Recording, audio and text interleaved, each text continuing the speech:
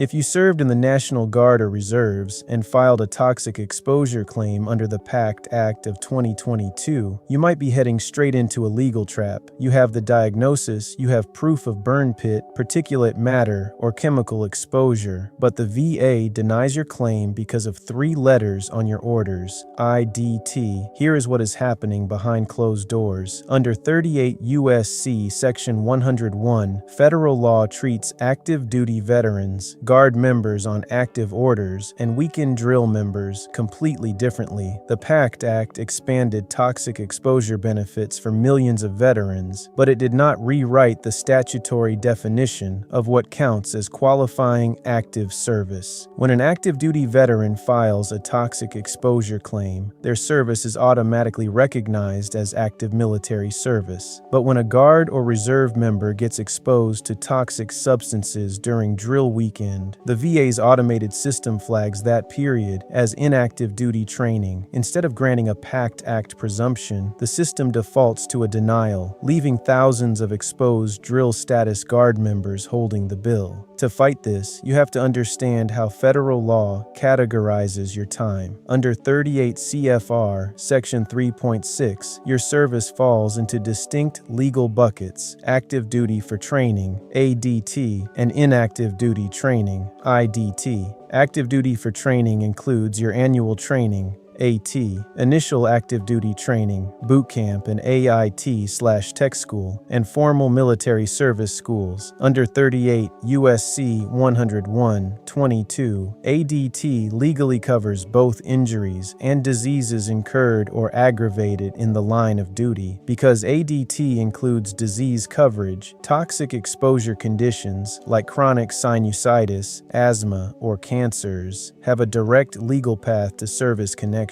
Inactive duty training refers strictly to unit training assemblies, your standard weekend drills, and unit flight hours. Under 38 U.S.C. 101(23), IDT legally covers injuries, heart attacks, and strokes incurred in the line of duty. Crucially, standard IDT explicitly excludes general diseases. That means if a toxic illness develops purely from weekend drill exposure, the VA cannot grant a statutory presumption without a specific legal bridge. Now that you know the gap, here's where the rules work in your favor. Under the PACT Act, Congress created the Toxic Exposure Risk Activity (TERA) framework. TERA requires the VA to evaluate whether a veteran was exposed to toxins during active service, regardless of whether they deployed overseas. If your toxic exposure occurred during ADT orders, like a 2-week annual training at a base with burn pits, AFFF, firefighting foam, or chemical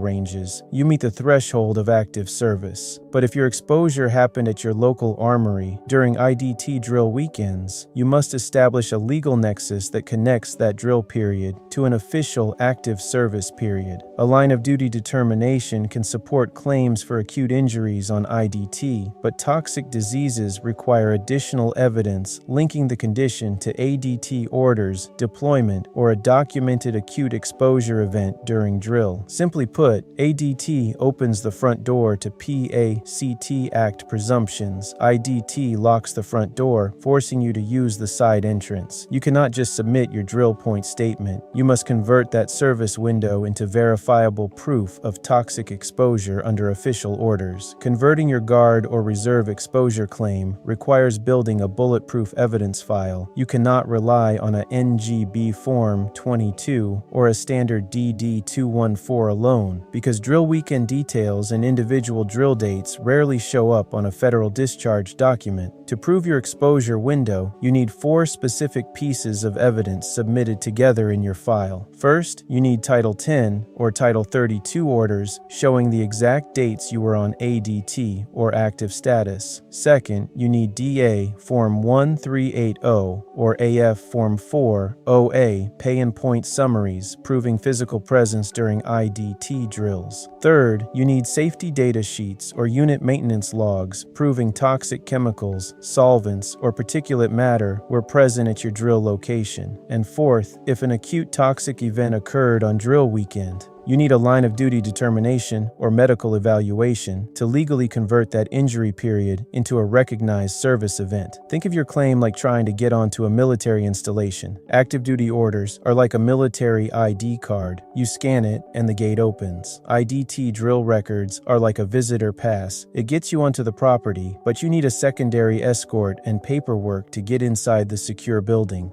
When you submit a PACT Act claim as a Guard or Reserve member, the VA's automated system runs a Toxic Exposure Risk Activity Memo. Under VA Manual M21-1, Part 8, claims processors are instructed to verify whether your military occupational specialty, MOS, or duty locations involve toxic risk. Here's what that means in plain English. A TERA memo is an internal VA evaluation, not a form you fill out. The claims processor reviews your service records to decide if you qualify for a mandatory C&P exam with a toxic exposure opinion. If they misread your IDT or ADT status, they will mark "No TERA established" and deny your claim without sending you to a doctor. Check your portal on VA.gov under Tracked Items. If you see a tracked item for TERA development close out quickly with no C&P exam scheduled, that is your early warning light that the VA processor lumped all your service into non-qualifying IDT drill status. Do not wait for the denial letter to print. Upload a formal personal statement directly into your claim file. State clearly, "My toxic exposure occurred